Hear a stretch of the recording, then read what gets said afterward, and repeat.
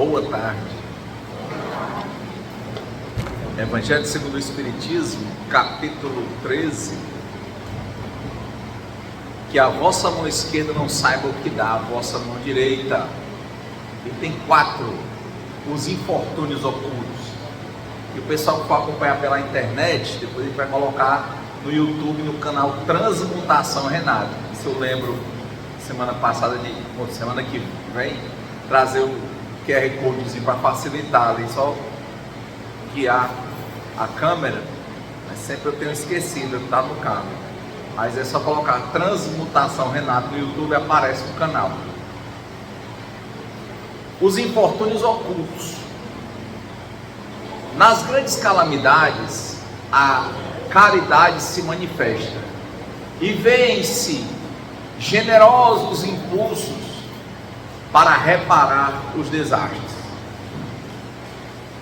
Mas ao lado desses desastres gerais, há milhares de desastres particulares que passam despercebidos de pessoas que jazem sobre um catre sem se lamentarem. São a esses infortúnios discretos e ocultos que a verdadeira generosidade sabe ir descobrir sem esperar que eles venham pedir assistência. E esse evangelho, hoje eu estava num culto evangélico e eu acho um bom pregador, eu estava ouvindo, mas ele falava que um trecho lá da Bíblia, né, que quem aumentasse alguma coisa ia cair em desgraça. Aí ele falava do Allan Kardec. E eu achei interessante porque a pessoa disse que era filho, o pai dele tinha sido espírita, a mãe espírita, ele foi espírita, conhecia a leitura espírita. Aí falou assim, pois é, aí lá o Allan Kardec tem o Evangelho segundo o Espiritismo. Aí eu fiquei ouvindo, né? Aí mais na frente ele diz, pois é, o espírita diz que a pessoa pode desencarnar e encarnar num animal. Aí eu, aqui, interessante, né? Porque aqui, quando a gente vai comentar o Evangelho, eu achei que era interessante que a gente falasse o que é isso. Porque, primeiro, essa questão do animal, lá no livro dos Espíritos, o nome chamava isso, era metempsicose. E lá fala claramente que, para o Espiritismo, os homens, mulheres, não reencarnam em animais, porque isso é um retrocesso. É o que o Espiritismo diz. Depois a gente quer certo ou errado, porque dizem que estava falando que era o que o Espiritismo diz, e ele diz que é o contrário. A reencarnação é humana, houve um processo de evolução e a gente não volta. É a lei do progresso. Aí as pessoas que estavam comigo depois, né, eu só fiz mostrar, abrir no celular o Evangelho, o livro dos Espíritos, está aqui. Agora, para o budista, para o hinduísta, a pessoa pode, eles compreendem que a pessoa pode voltar em uma próxima encarnação como um animal, mas o Espiritismo não. Então, eu achei estranho, né, porque ele falou isso com a autoridade de filho, de quem viu, de quem leu, mas não leu, porque literalmente está lá escrito. Tem essa pergunta lá no livro dos Espíritos. A outra questão sobre o Evangelho, que é o nosso papel aqui de comentar o Evangelho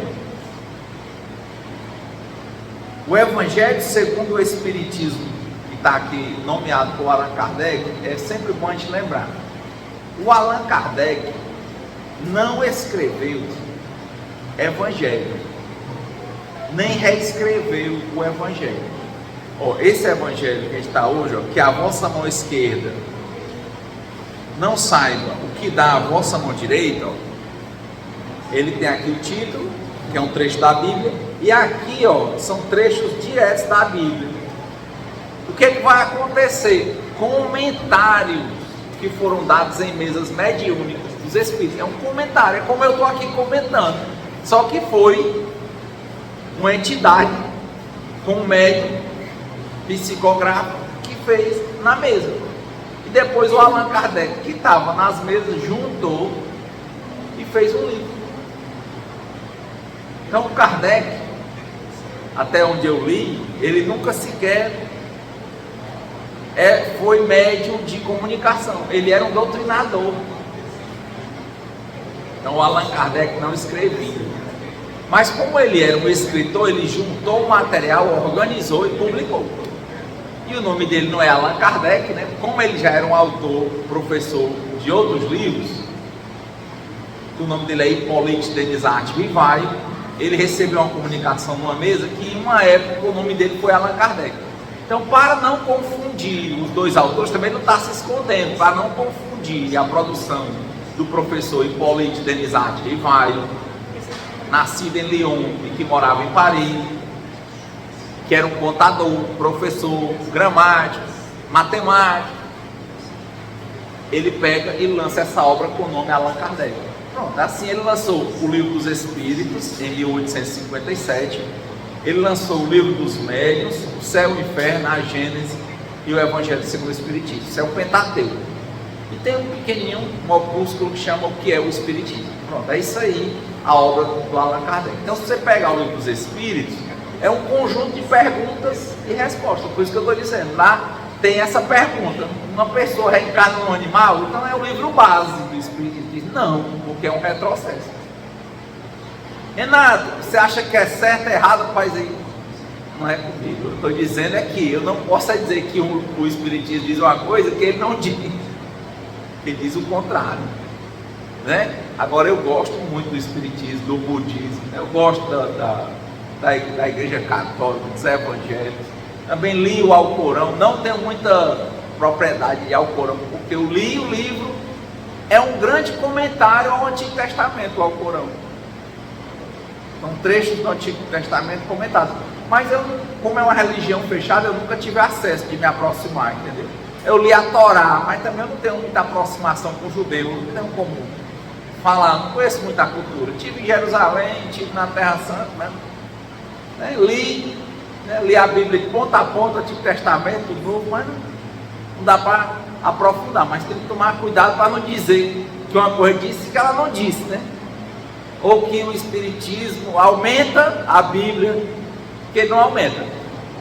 Então, onde é que está na Bíblia? Não, ninguém discute isso, mas se você for ler os trabalhos do Severino Celestino, que são feitos com um judeu, interpretando a Bíblia, é exatamente revendo as traduções bíblicas, e principalmente em João, eles vão trazer a explicação. Então, quer dizer, está lá também, entendeu?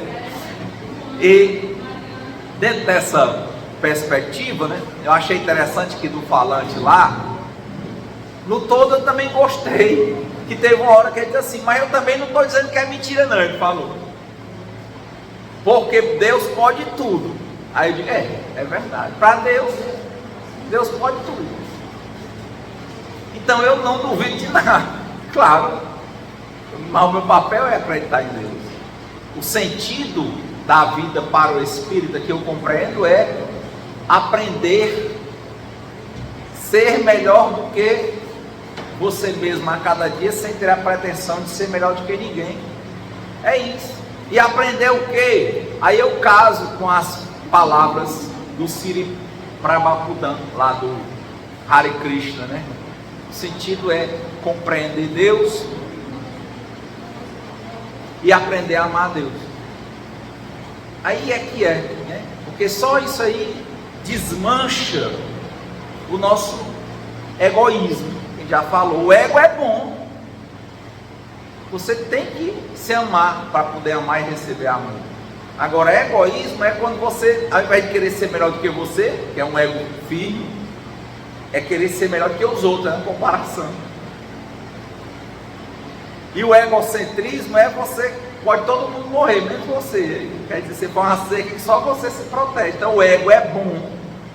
O egoísmo e o egocentrismo geram grandes problemas na vida da gente.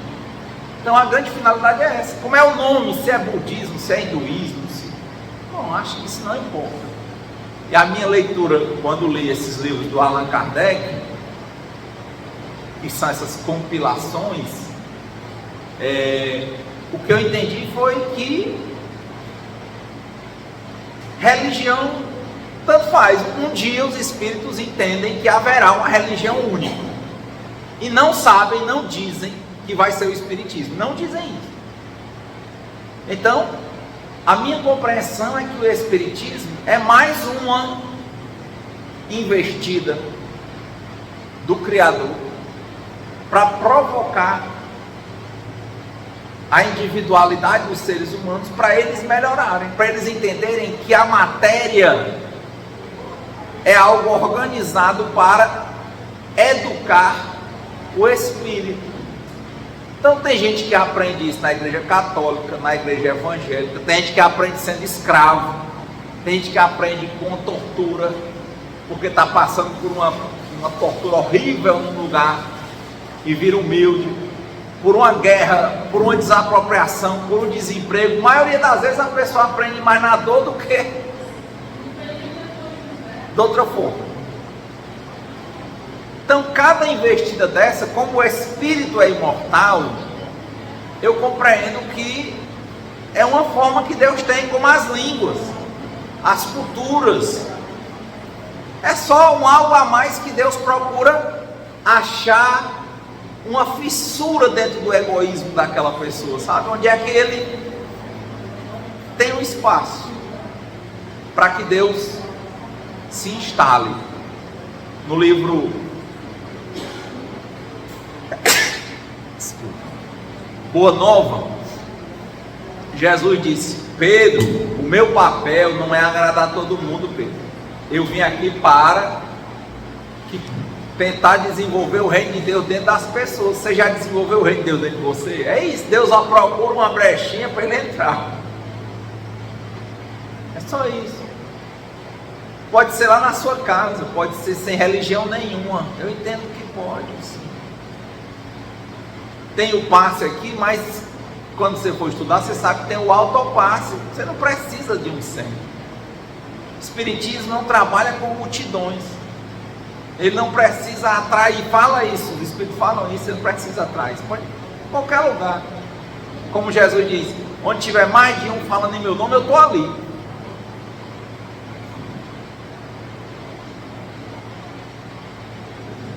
Quem sou eu, para falar de Jesus? Mas eu penso que se você estiver até sozinho em nome de Jesus, ele está com você.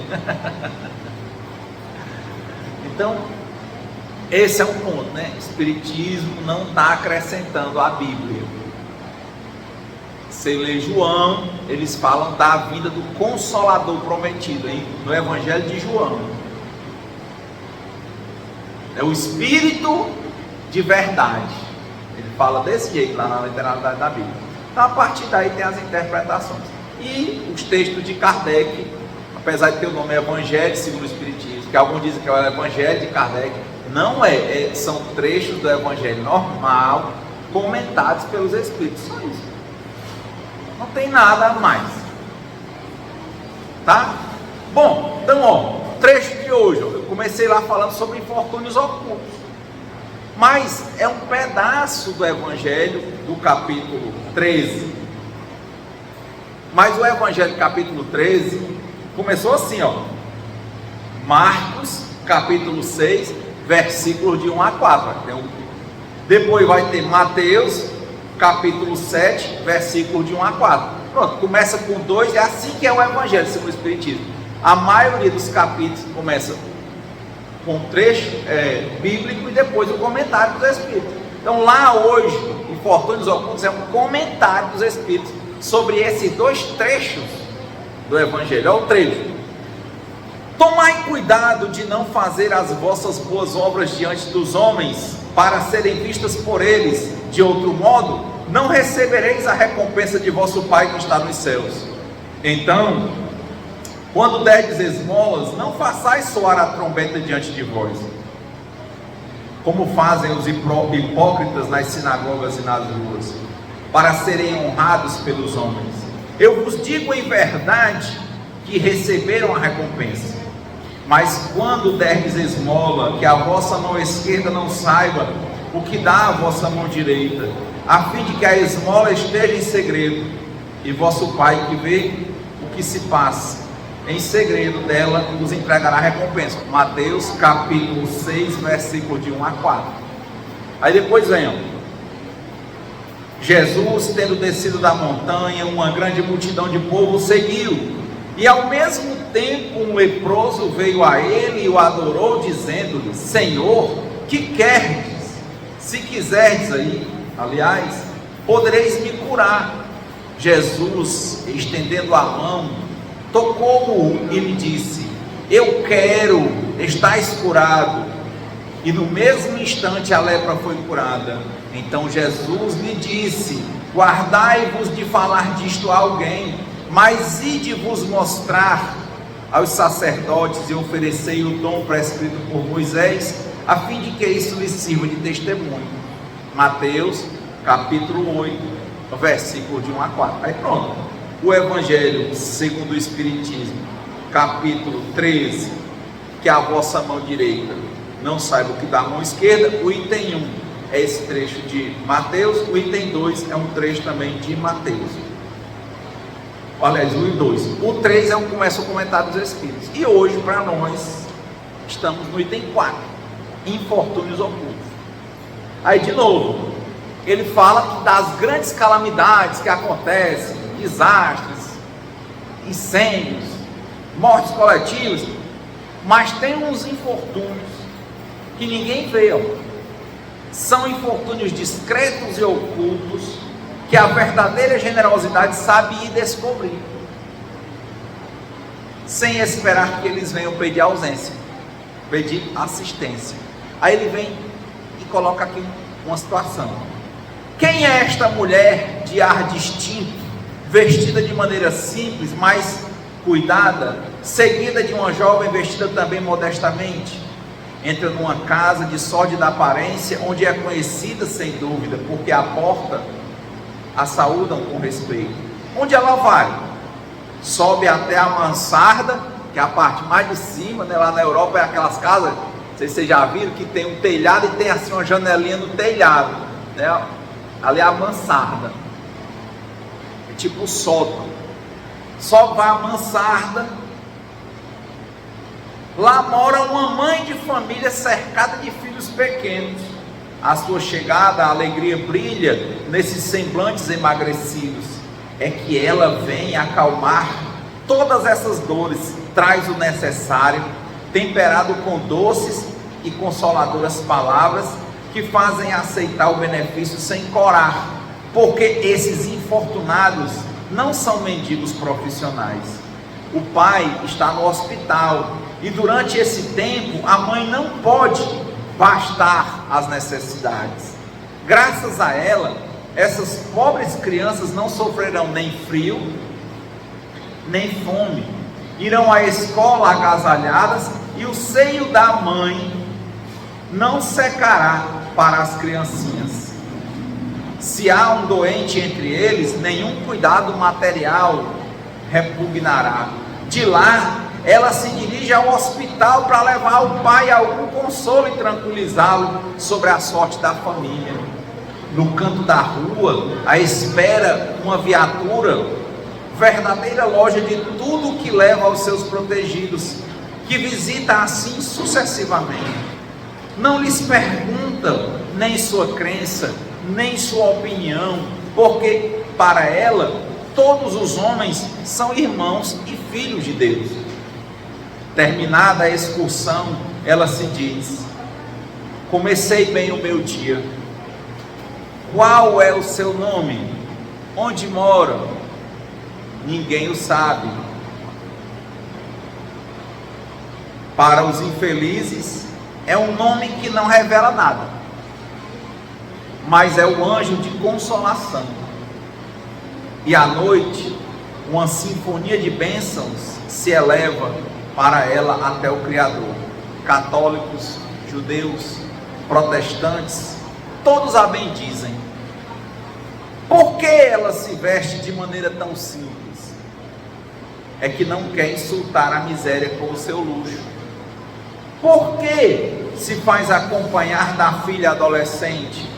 é para ensinar-lhe como se deve praticar a beneficência. A filha também quer fazer a caridade, mas sua mãe lhe diz: que podes dar, minha criança, uma vez que nada tens de ti? Se eu te entregar alguma coisa para passá-la aos outros, que mérito terás? Em realidade, eu é que farei a caridade, e tu que dela terás o mérito. Isso não é justo. Quando vamos visitar os enfermos, tu me ajudas a cuidar deles. Ora, dar cuidados é dar alguma coisa. Isso não parece bastante? Nada é mais simples. Aprende a fazer obras úteis, e tu confeccionarás roupinhas para essas criancinhas. Deste modo, darás alguma vida de ti. É assim que essa mãe verdadeiramente cristã forma sua filha na prática das virtudes ensinadas pelo Cristo. Ela é espírita. Aí o que ele diz? Que importa? De quem se importa?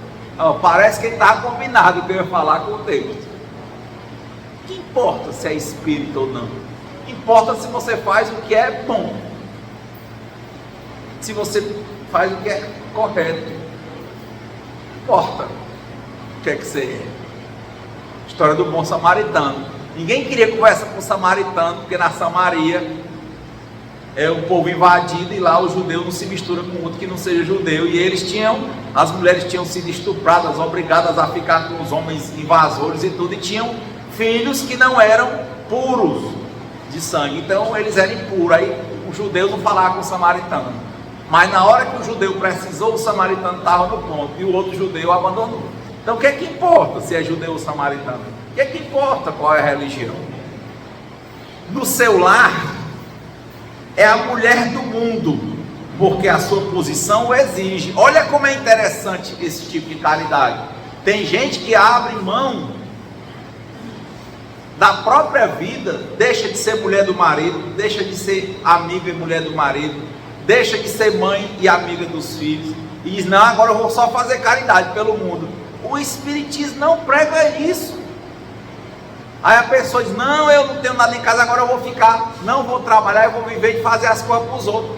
É como a menina que pediu: mãe, me dá um dinheiro para me dar para o povo. Ela diz assim: minha filha, se você não tem, você não pode dar.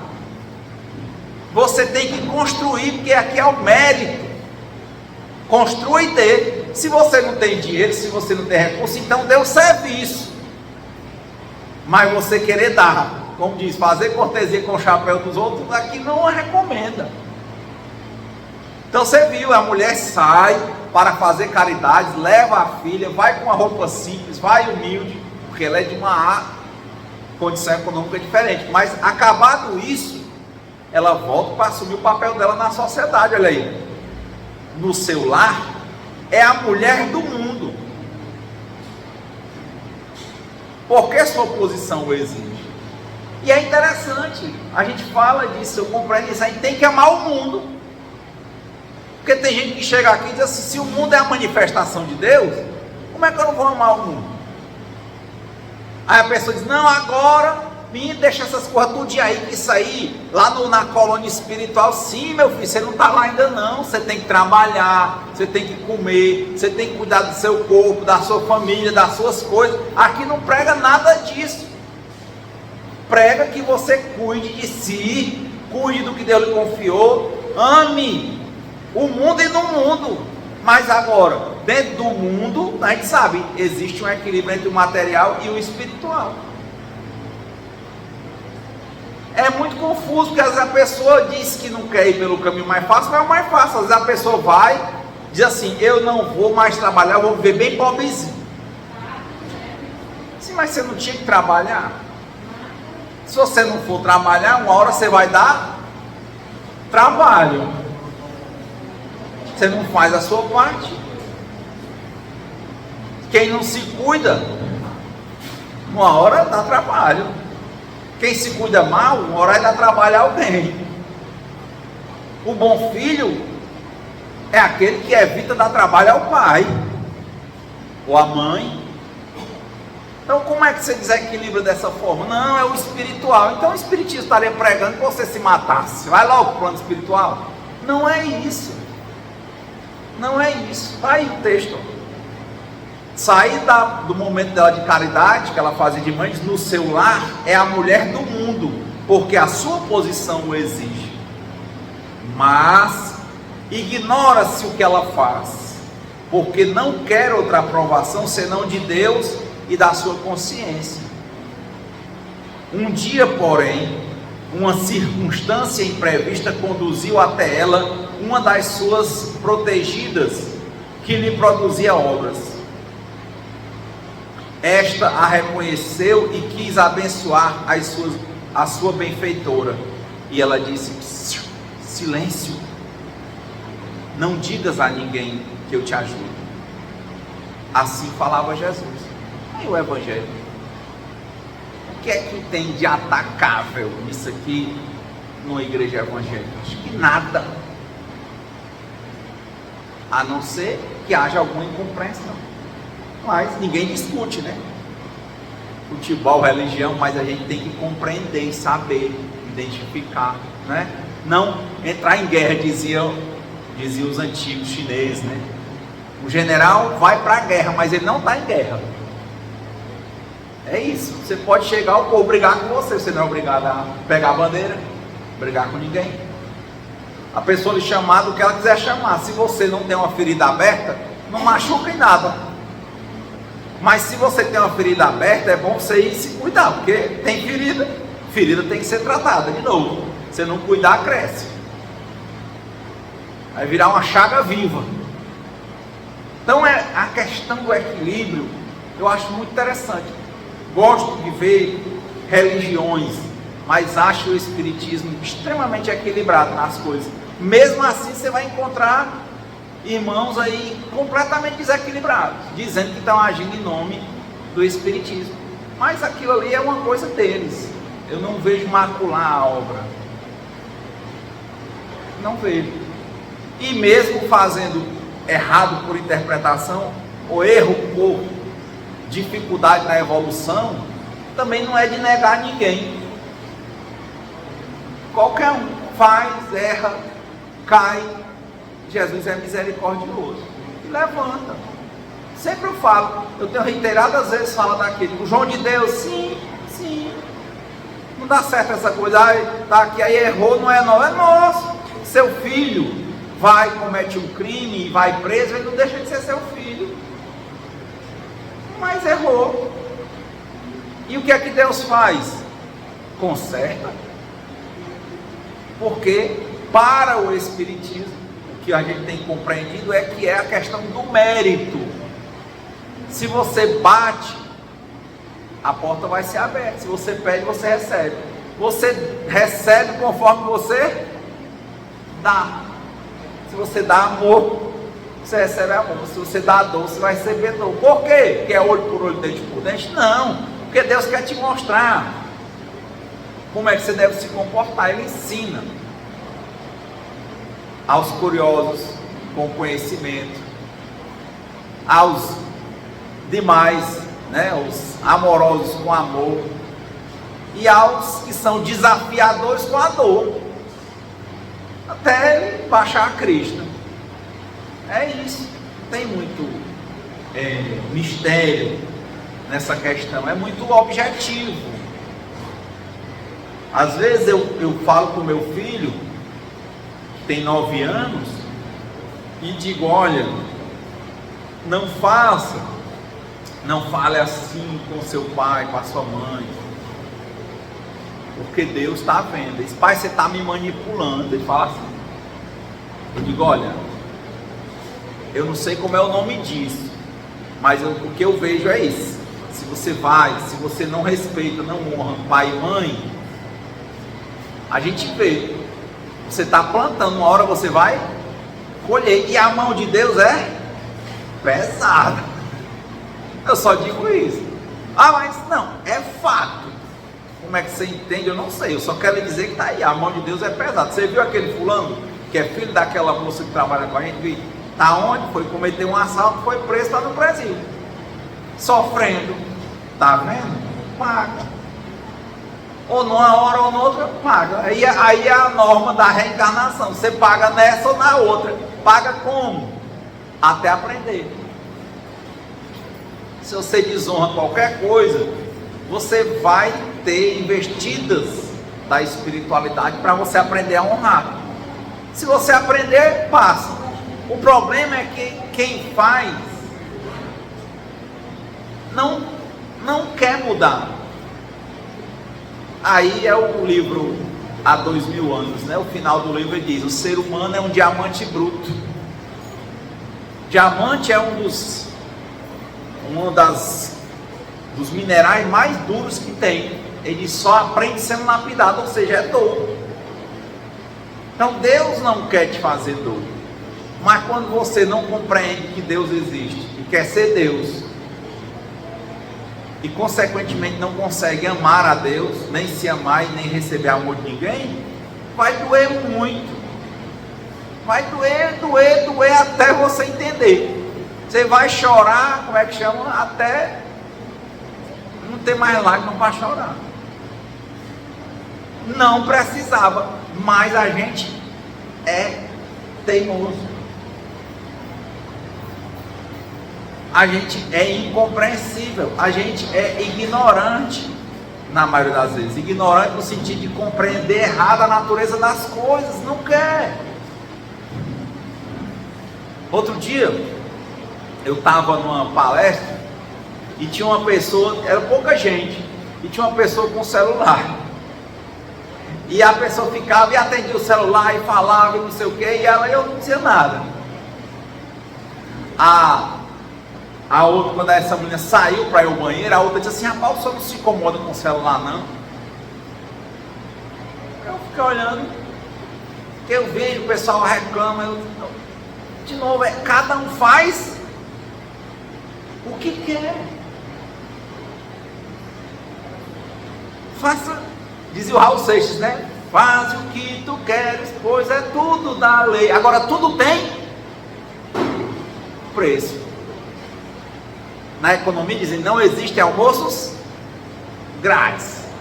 Então, bom, se você tiver certo, chuvas de bênçãos cairão no seu terreiro.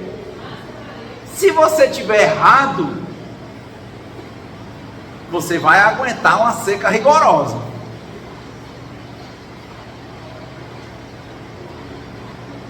Mas o que é que eu tenho a ver com isso?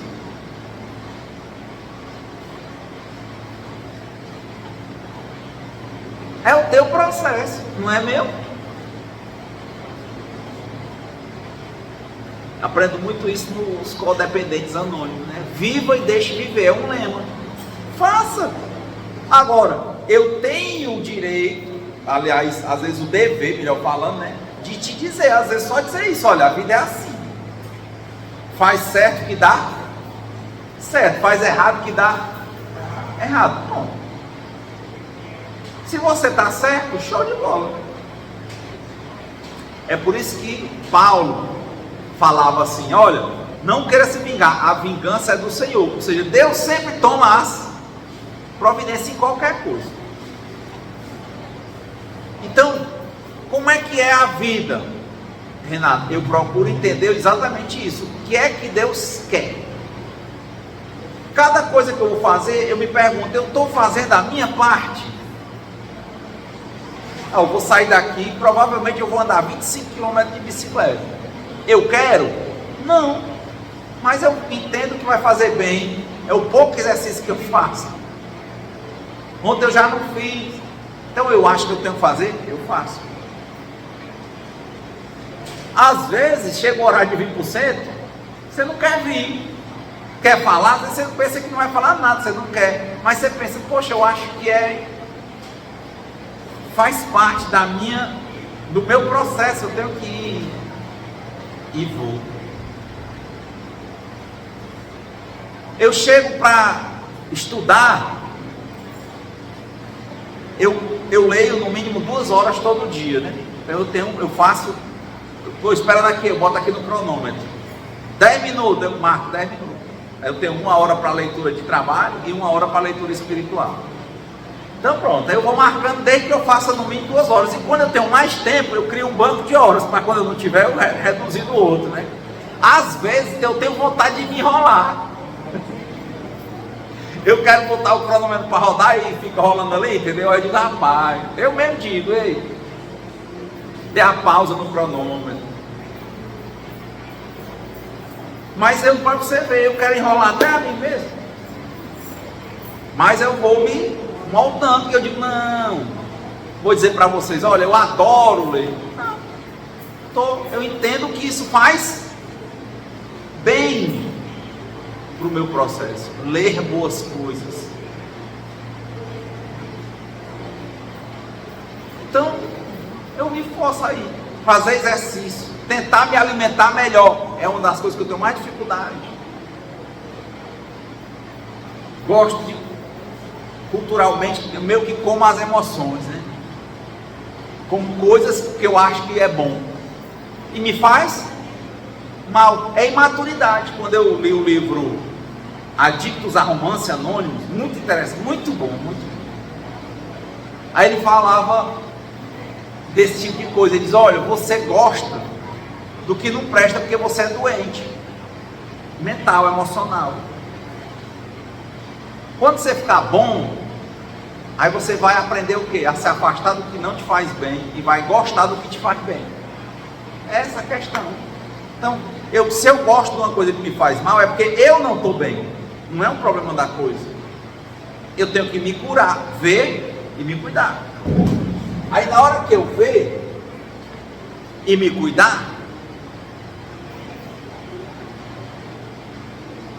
eu vou me afastar daquilo e depois eu vou começar a gostar do que me faz bem. Pronto. Fazer a minha parte. Se eu pago para ir para um curso, eu tenho que assistir aquele curso. Vai ter disciplinas boas, vai ter ruins. Se eu estou lá, eu vou tentar enfrentar elas todas. Eu não vou chegar no dia tal, hoje eu não estou a fim de ir. Vai ter dia que eu não vou ter a fim de ir, mas eu tenho que dizer, mas eu paguei, não quis, eu vou. Se eu for para o centro espírita, se eu disser, eu venho para cá para fazer tal coisa, eu venho para fazer tal coisa. Então, a vida está exigindo da gente que a gente faça o que a gente tem que fazer no tempo certo. Agora a pergunta, né? É fácil? Não.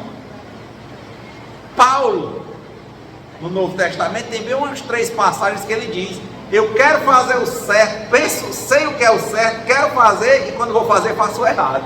A gente é muito parecido com Paulo. A gente diz, hoje eu não vou comer doce, hoje eu não vou comer carne muito salgada. Aí quando vê, não come pouco, né? É assim.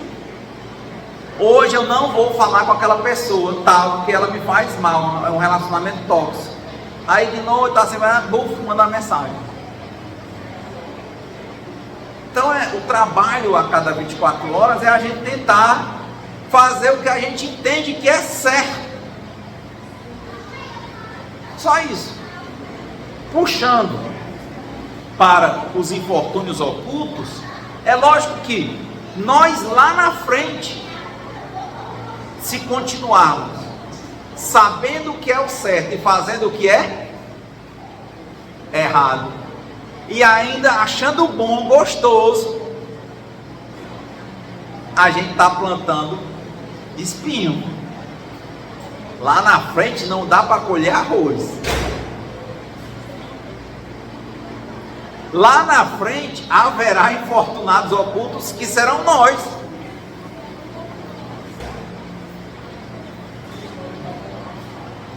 Quão gostoso comer muito.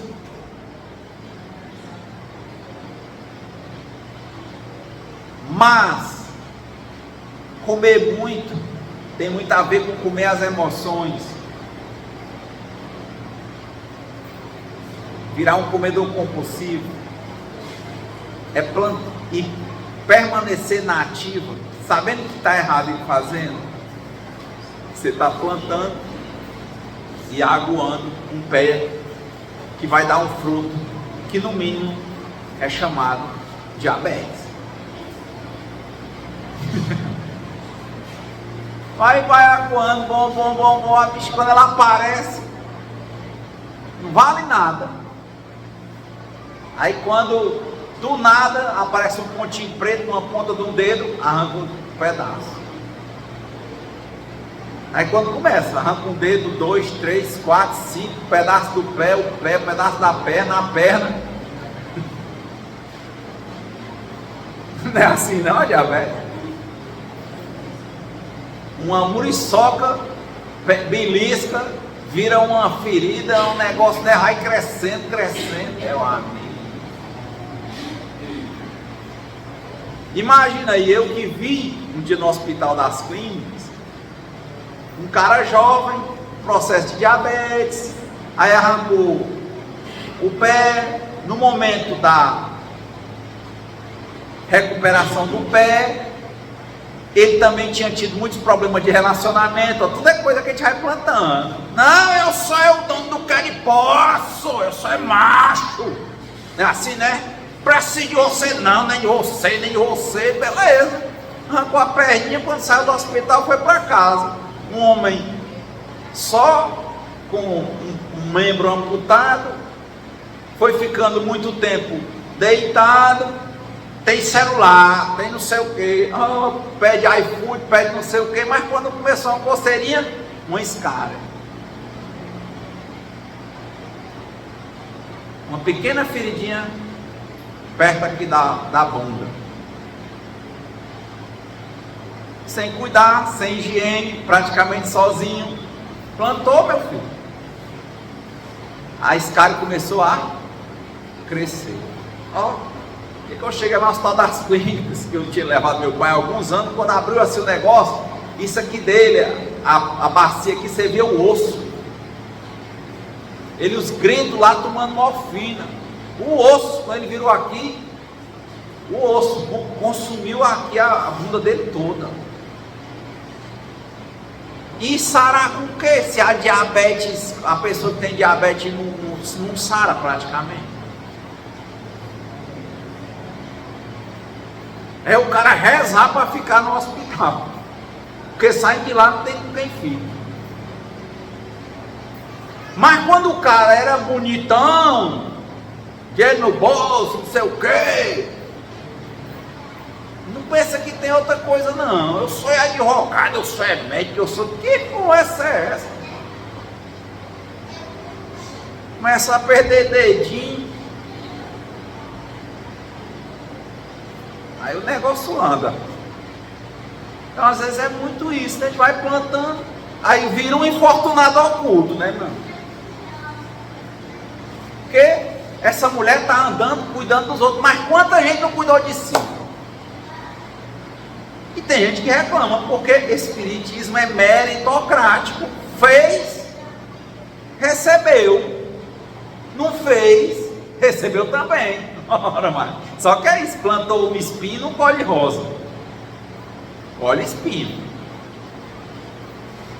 Renato, então eu estou condenado a sofrer porque eu errei. Não, Deus é infinitamente misericordioso. Ele só quer que você aprenda. Se aprendendo, as coisas melhoram.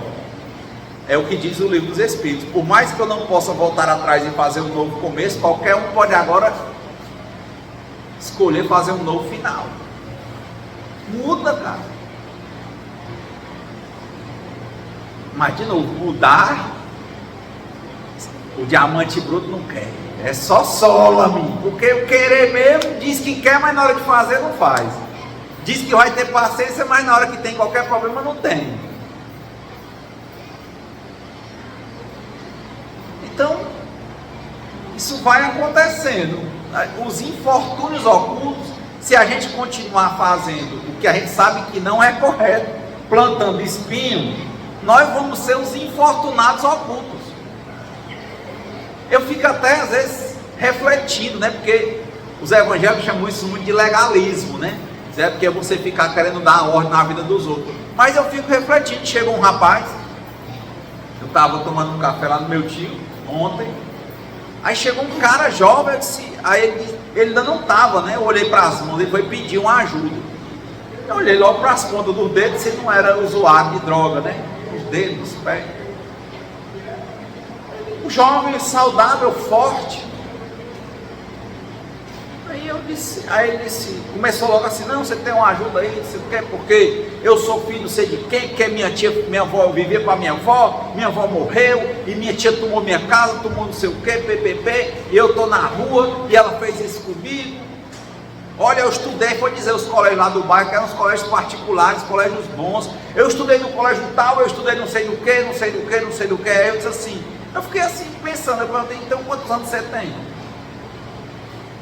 Ele disse, eu tenho 26. Eu disse, pô, tu estudou nos colégios bons, 26. Normalmente uma pessoa se forma com 21. Se formou em quê? Aí ele, não, um dia eu fiz um curso de cabeleireiro. É? Você teve os melhores colégios? Era para ter entrado em alguma faculdade na nossa cultura. Não é não a pergunta que vem? Você é tão bom. Tá tudo tão bem plantado. 26, 21 é para você estar com 5 anos de formado. Você é formado em quê? Não, eu não. Ah, tá. Mas é porque a minha tia que tomou a minha casa. E se tu comprou uma casa, tu nem se formou. Não trabalha em quê? Não, eu fiz o curso de cortar cabelo. E tu tem salão? Se tem um curso de cortar cabelo, se é uma profissão, cadê o salão? Não, que eu não sei o que a minha tia, que eu botei o dinheiro que eu ganhava, e eu ajudei essa casa. A casa era sua? Não, era a herança da minha avó. Ah, sim. Que eu saiba, o que é seu é o que você conquistou. É seu.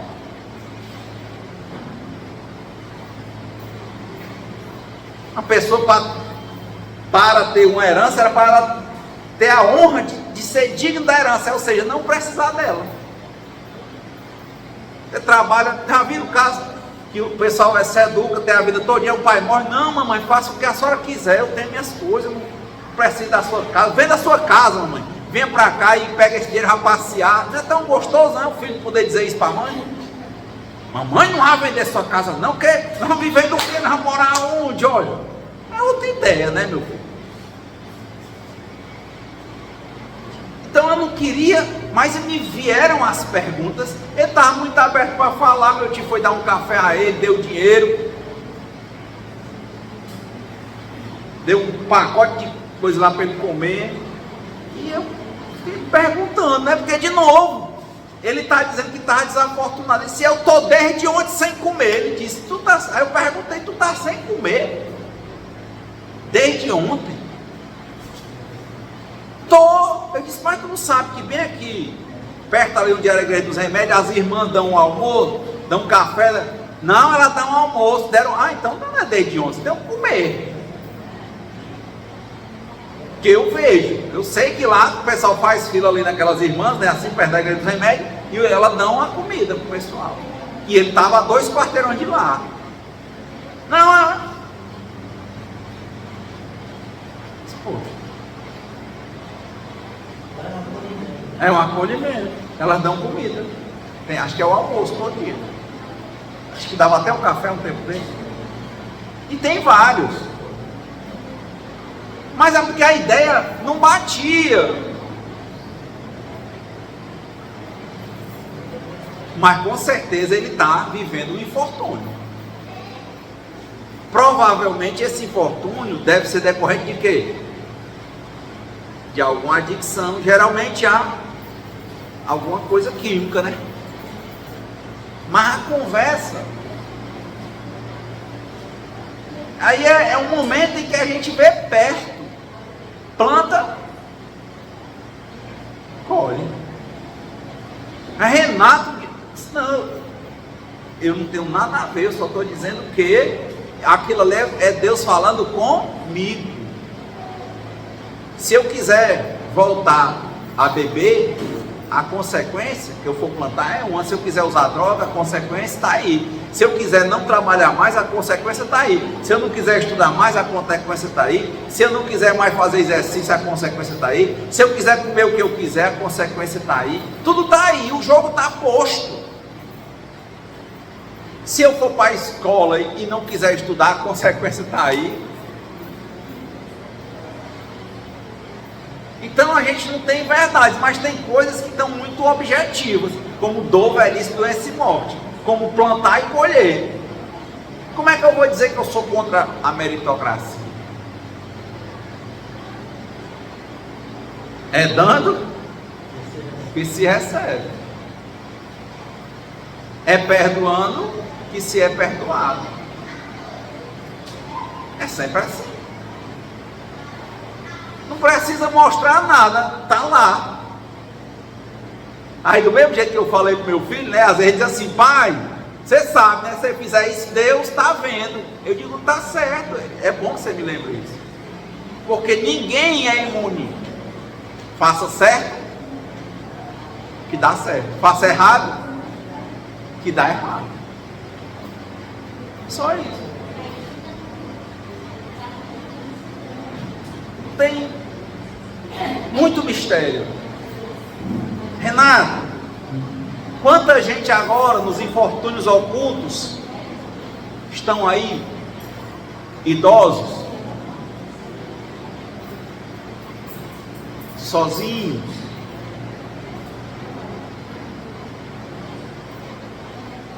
quanta gente que tem recursos financeiros e contrata várias pessoas para cuidar dos pais idosos. Mas quantos pais desses idosos sentem a falta da presença dos filhos e netos perto deles? E não tem.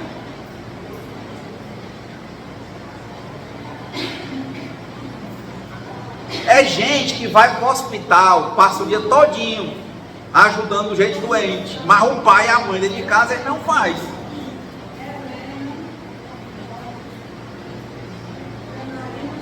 Engraçado, para fazer para fora, não tem nojo de nada, dentro de casa tudo é fedorento. Tudo fede. Chega no centro, às vezes vai o centro todinho, mas chega na casa é um chiqueiro. Poxa, você tem que ajeitar a sua casa.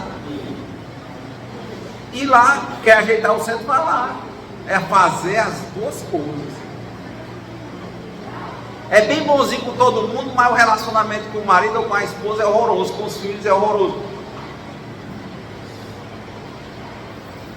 Complicado, é como vida de amante. O cara falou assim: rapaz, por que é bom ter um amante? O cara falou assim: porque você só tem um momento bom com ela. Na hora que é para conviver, que são as dificuldades, aí é o ruim. Então como é que você enfrenta isso? As dificuldades. É sempre assim, fácil, difícil. A gente se encontra novo, né? O cara diz novo, gordo, bonito, né? Mas aí se junta, aí ficando velho, adoecendo, já não tem mais o mesmo desejo sexual, já não consegue fazer certas coisas, e você vai viver aquilo ali, né? Assim é fato. Então, dentro desses infortúnios ocultos, uma das coisas que eu reflito é isso, né? Poxa, como é a minha relação comigo, com a vida, com Deus?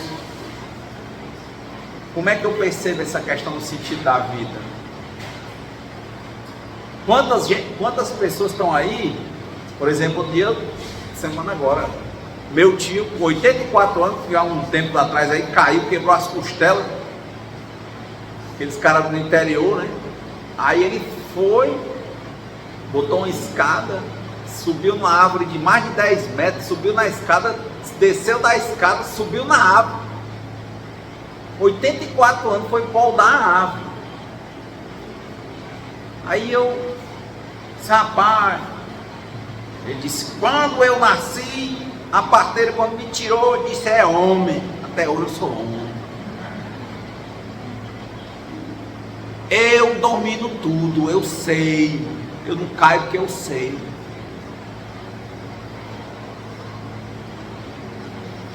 Olhei e disse: poxa, qual é o sentido da vida para a cabeça dele?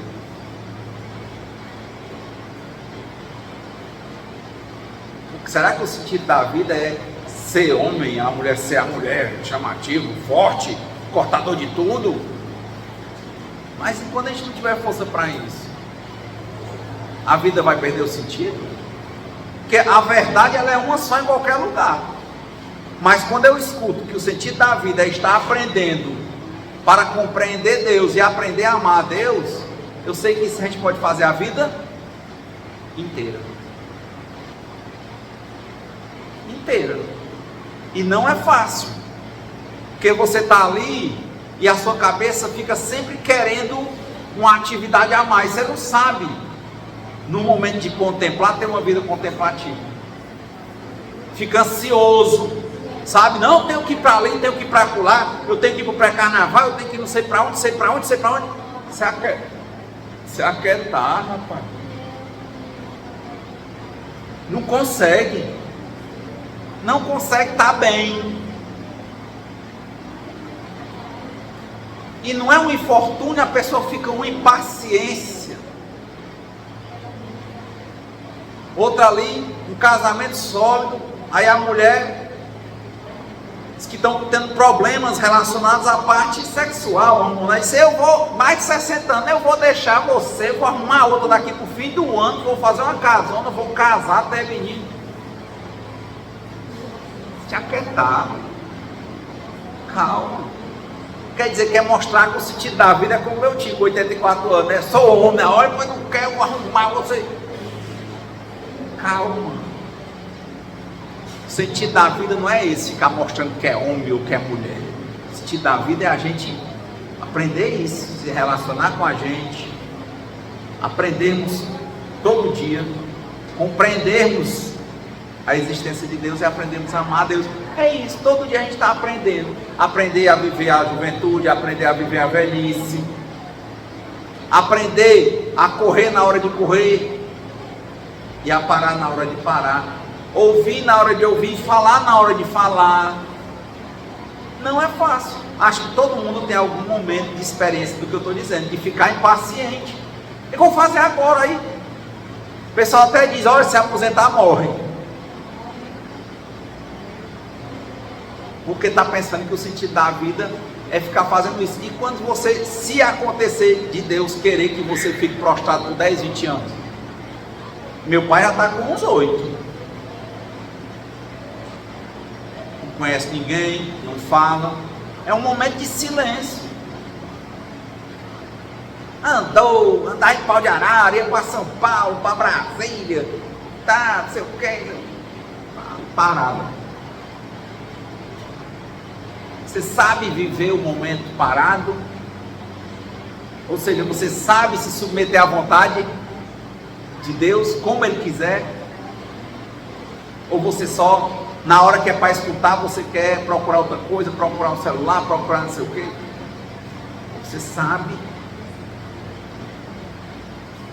fazer as coisas no tempo e do jeito certo? Eu acho, para finalizar, um dos melhores termômetros que tem, para ver se eu estou bem ou não, é se eu estou impaciente. Querendo, sabe, ficar assim, achando, procurar um sentido, né? Qual o sentido da vida é viver, aprendendo isso. Ficou aí, está aqui, ó, sem ficar aqui. Por isso essa questão que eu tenho falado de ler, que a maioria das vezes eu não quero, mas eu tenho que passar aquele tempo. Vou fazer meu exercício, quando eu faço 24 km, eu ando 12 e volto, tenho que voltar 12. Às vezes você se impacienta na volta, mas tem que chegar. Se eu digo que eu vou fazer 2 horas de leitura, são 2 horas de leitura. Tem que ser de pouco, mas eu faço um esforço para no dia completar as 2. Também não tenho vontade. Se eu venho para cá e tenho o meu momento de falar, eu vou usar o meu momento de falar. nos dias que eu tiver com vontade e nos dias que eu não tiver, porque eu não tenho que fazer a minha vontade, eu tenho que fazer a vontade de Deus, que é o que é certo. Não é assim casamento? É o casamento da vida, na alegria e na tristeza, na saúde e na doença, amando e respeitando. Só isso. Então que Deus nos conceda a serenidade necessária para aceitarmos as coisas que nós não podemos modificar, coragem para modificar aquelas que podemos e sabedoria para reconhecer a diferença, e que seja feita sempre, sempre a vontade de Deus e não a nossa. Muita paz e boa semana.